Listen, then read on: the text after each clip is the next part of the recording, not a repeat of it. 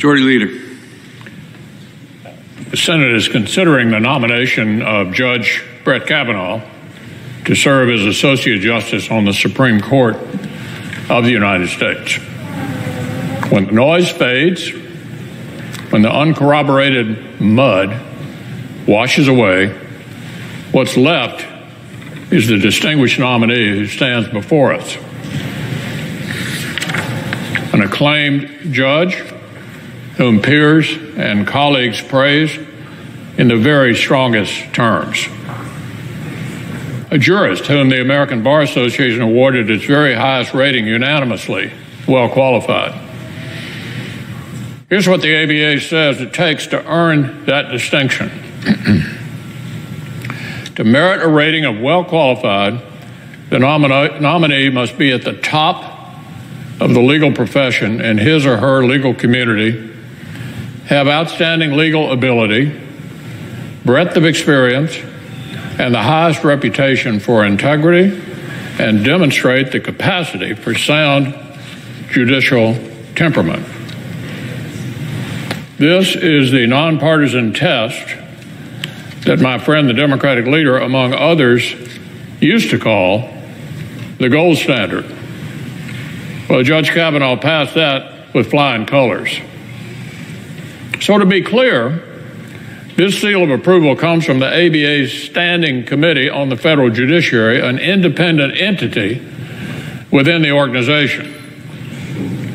Even after the ABA's president tried to play politics with the nomination last week, the Standing Committee reaffirmed its rating yet again. Unanimously well qualified. That's Brett Kavanaugh. So, Mr. President, how did we end up where we are today? How did we get here? How did we get from a chorus of expert praise and professional respect to wild tales of violent gangs, sexual assault rings, fistfights on boats in Rhode Island harbors, and the possibility, get this, of an argument in a college bar? An argument in a college bar? Several weeks ago, a confidential allegation of misconduct from nearly 40 years ago was leaked to the press.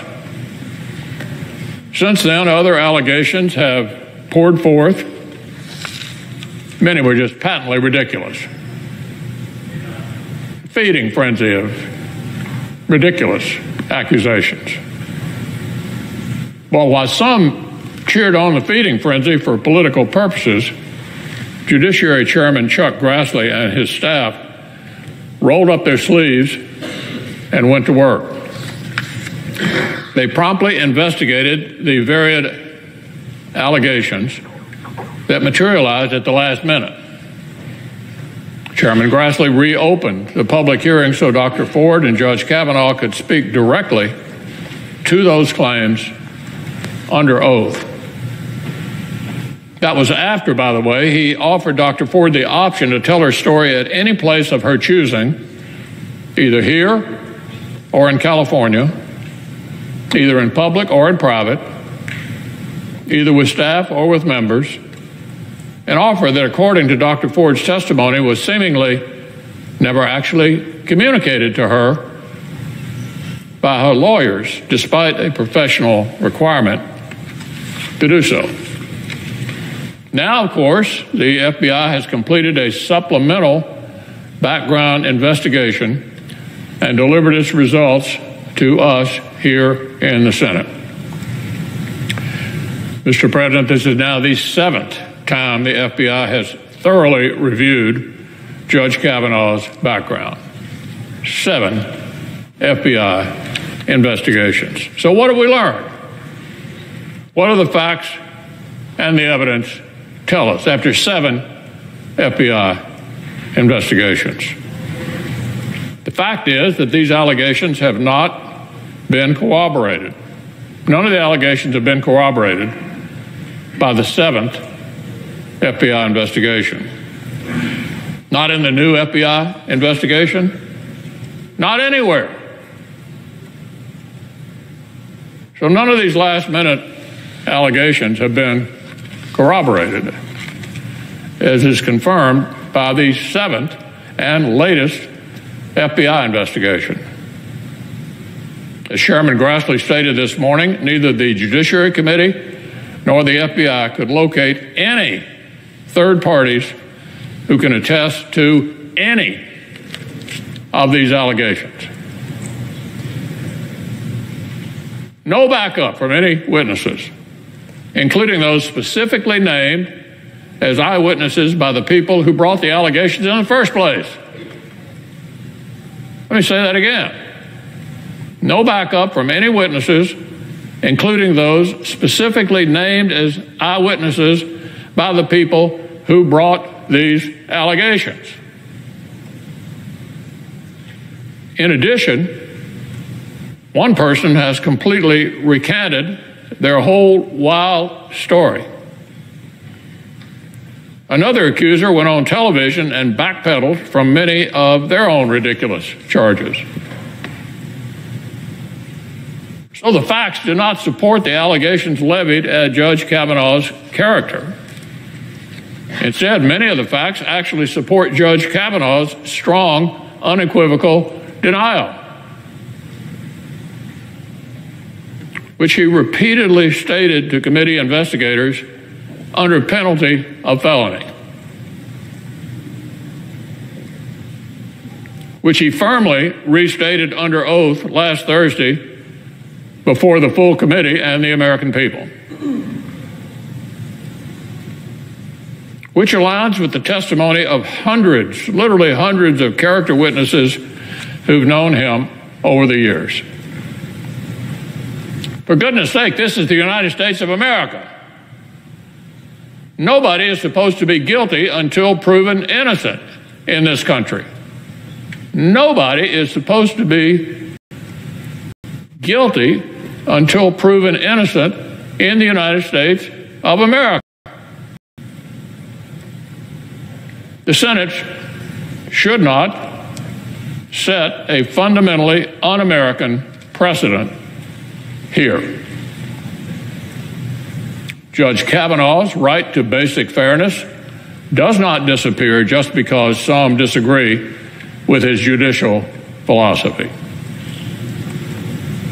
Our society is not a place where uncorroborated allegations of misconduct from nearly 40 years ago, allegations which are vigorously disputed, can nullify someone's career or destroy their reputation. Is that what the Senate's going to be known for? Your nomination comes up here, and we destroy your reputation.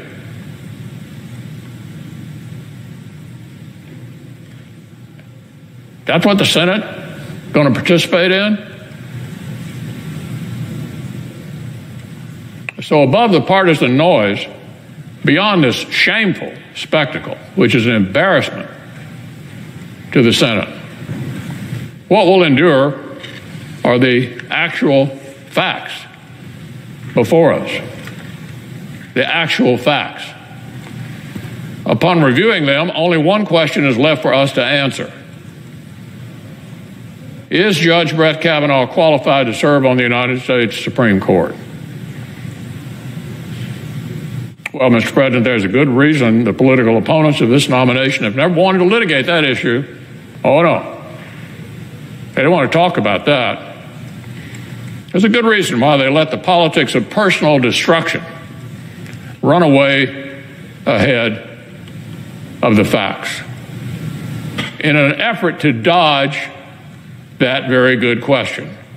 Because Brett Kavanaugh is stunningly and totally qualified for this job. We already know this, but for starters, his academic and legal credentials are second to none.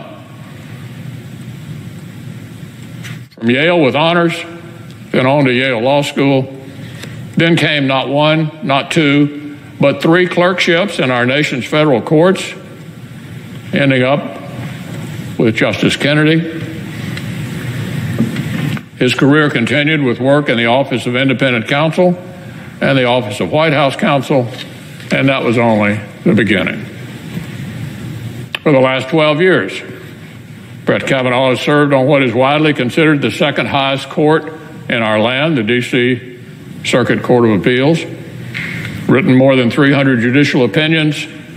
Several have formed the basis of later rulings by the Supreme Court itself. The litany of accomplishments is a fact. A fact. It's a matter of public record. But just as telling are all the accounts of Judge Brett Kavanaugh, the person, that have been volunteered by those who've known him every step of the way over the years. We've heard from literally hundreds of character witnesses who heaped praise on the Brett Kavanaugh they know. The loyal friend and teammate, the standout student, the talented, hardworking colleague, the brilliant legal writer, the respectful role model and mentor, particularly to women, the devoted husband, father, and coach. These letters and recorded testimony were offered by men and women with nothing to gain for themselves. They were just glad to tell the truth about a nominee who they know possesses the character, temperament, and qualifications for this important job. Judge Kavanaugh's professors and others who knew him at Yale describe a true intellectual, a leading thinker, a wonderful mentor and leader. One goes so far as saying, it's hard to name anyone with judicial credentials as strong as those of Judge Kavanaugh.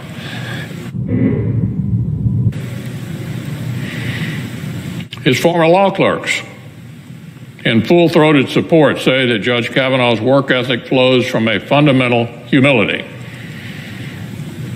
They say he gives unflinching, honest advice and listens carefully to the views of his colleagues and clerks, even when they differ from his own.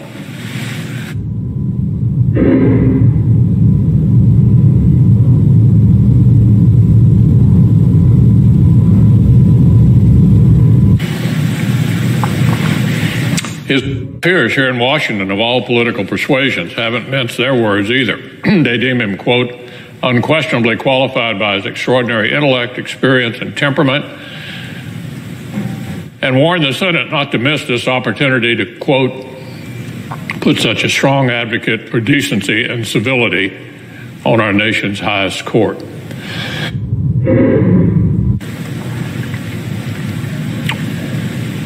So, Mr. President, let's not lose sight of the opportunity before us. This process has been ruled by fear and anger and underhanded gamesmanship for too long. Time for us to stand up to this kind of thing. We owe it to the American people not to be intimidated by these tactics. We owe it to the American people to underscore that you're innocent until proven guilty. It's the Senate that's on trial here, Mr. President. What kind of image will we convey to the public? Can we be scared by all these people rampaging through the halls, accosting members at airports, coming to their homes? They're trying to intimidate the Senate into defeating a good man. Are we going to allow this to happen in this country?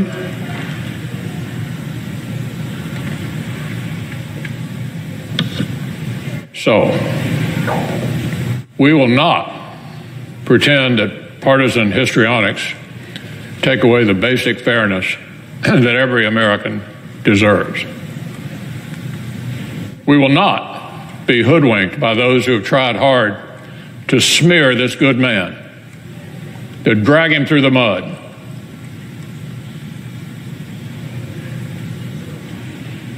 And when that didn't work, they turned on a dime and started claiming his real sin was that he spoke up too forcefully in defense of his good name and his family. Oh, they decided he didn't have a judicial temperament because he aggressively defended his good name against this outrageous smear conducted in conjunction with Senate Democrat? Who among us would not have been outraged by having a lifetime record dragged through the mud with accusations that cannot be proven, and a blatant attempt to decide on the part of at least some Senate Democrats that the presumption of innocence no longer applies in this country? What kind of person couldn't have been upset about that? They claim he spoke too forcefully in defense of himself after being accused of such outrageous behavior that cannot be proven. I admire him for standing up for himself and standing up for his family. I'd be shocked if it were not done in an aggressive fashion.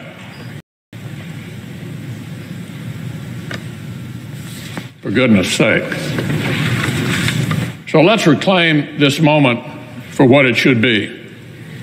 A chance to elevate a stunningly talented and impressive jurist to an important office for which he is so well qualified. So completely and totally qualified. A golden opportunity to give our great nation precisely the kind of brilliant, fair-minded, and collegial Supreme Court justice that the court deserves. This, Mr. President, is the good that senators will have an opportunity to do. We have a chance to do good here and to underscore a basic tenet of fairness in our country. So I filed cloture on the nomination yesterday evening, and I'll be proud to vote to advance this nomination tomorrow.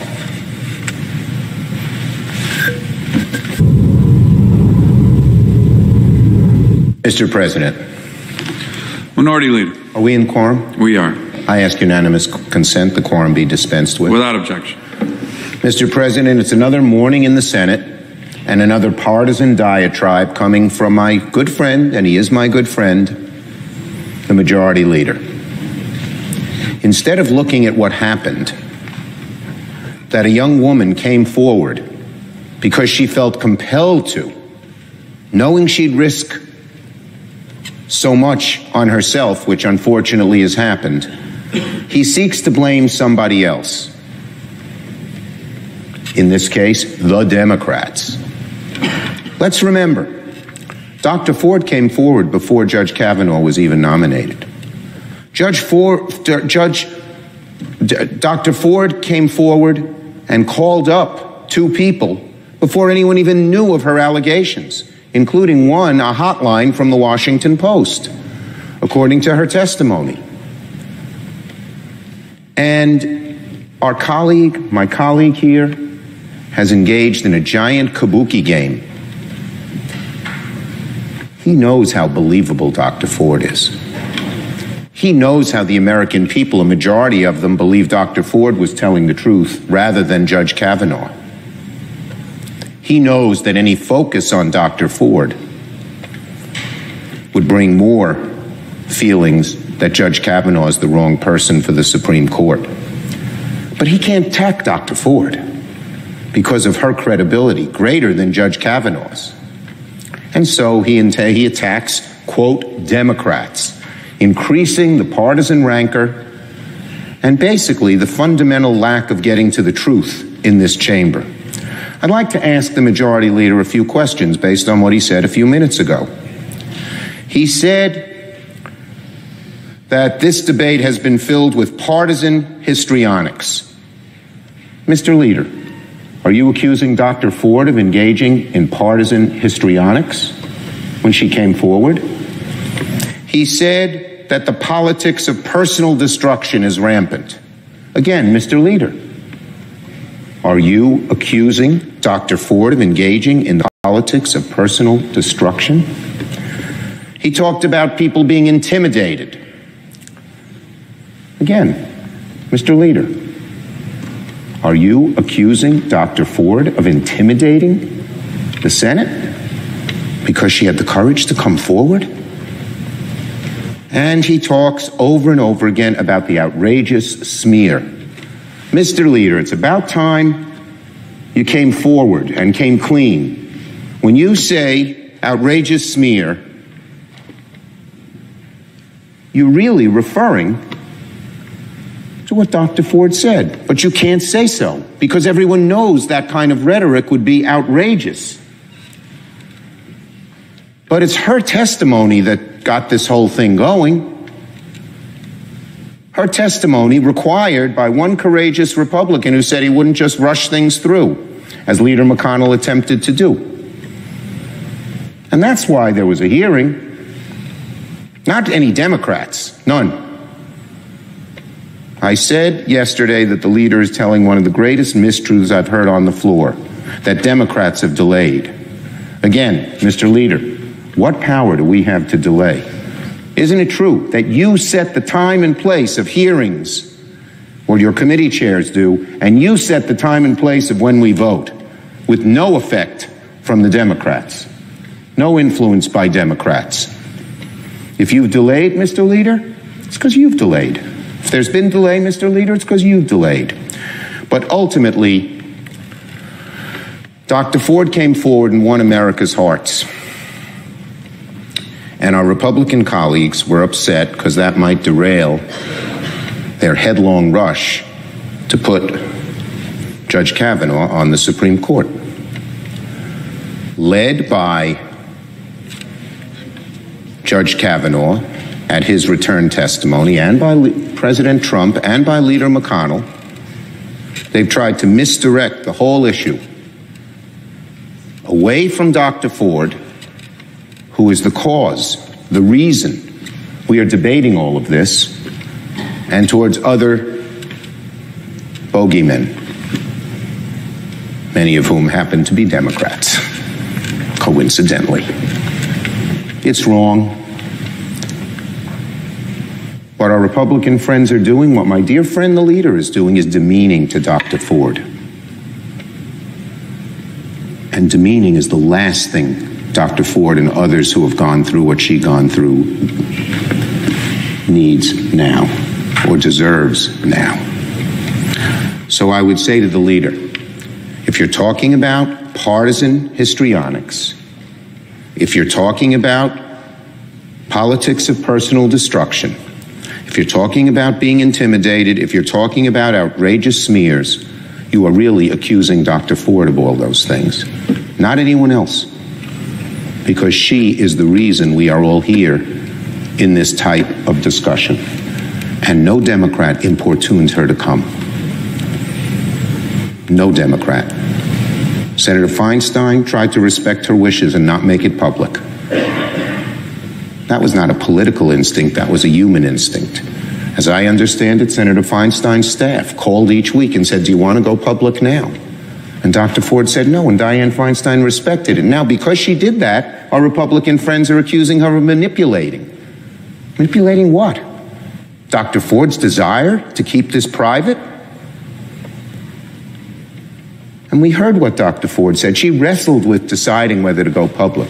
She knew the damage it would create for her family, for her life, her very life.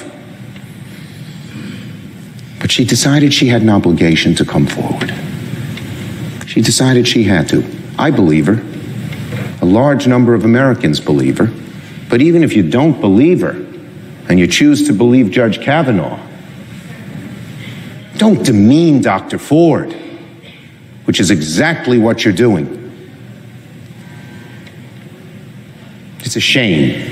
It's a low point in a headlong rush to get somebody whose views are out of touch with the American people,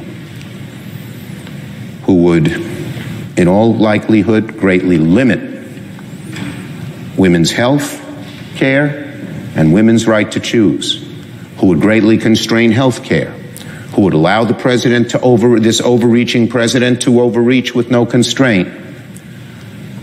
Dr. Ford seems to be a casualty along the way in terms of the name-calling, the nastiness, and the viciousness. Now, they don't say it's Dr. Ford, but make no mistake about it. It's her they're talking about, because it was only she who brought all of these things up, not Democrats. Democrats didn't put words in her mouth. These came from the heart.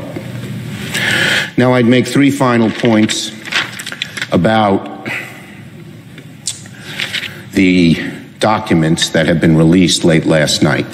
First, we Democrats had many fears that this would be an all too limited process that would constrain the FBI from getting the facts. Having received a thorough briefing a few minutes ago, our fears have been realized. Our fears have been realized. This is not a thorough investigation. According to Dr. Ford's lawyers and Ms. Ramirez's lawyers, there were many, many witnesses they wished to be interviewed, and they said they were not interviewed. They should have been. Why not? And what limits were placed on the FBI so that they couldn't do a full and thorough investigation? The word is it was the White House,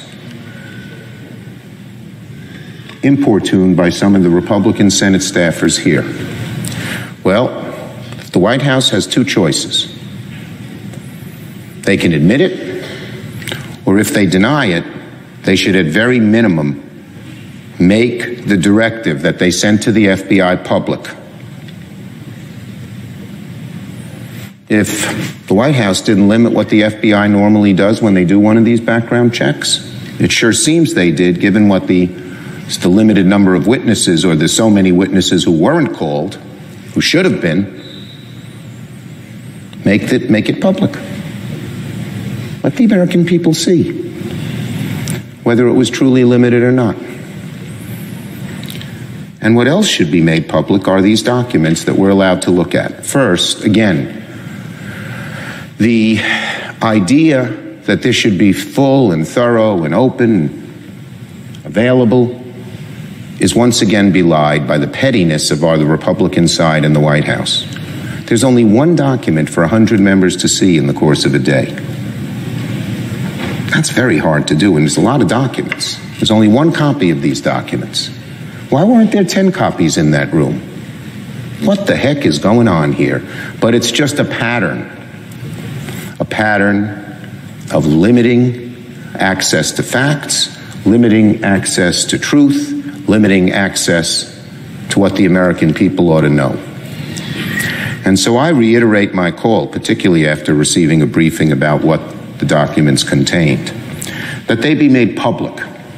Obviously, there has to be appropriate redactions, and there should be, to protect the privacy of those who were interviewed.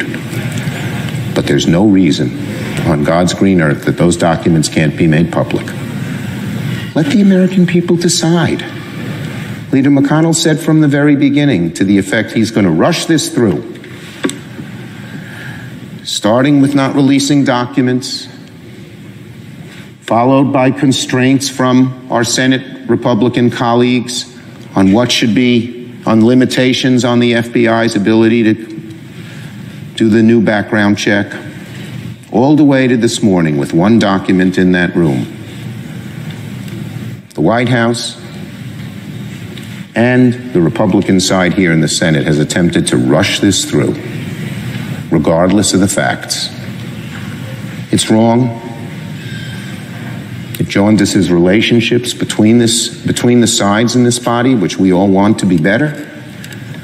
It hurts the agencies involved, the reputation of the FBI, and above all, it hurts the Supreme Court and the American people. Make no mistake about it once again. If this process had been open and fair, maybe the outcome would be different, maybe it wouldn't, who could tell? But at least there'd be some respect for the process. That hasn't happened, and that is very bad for this body, for the Supreme Court, and for these United States of America. I yield the floor.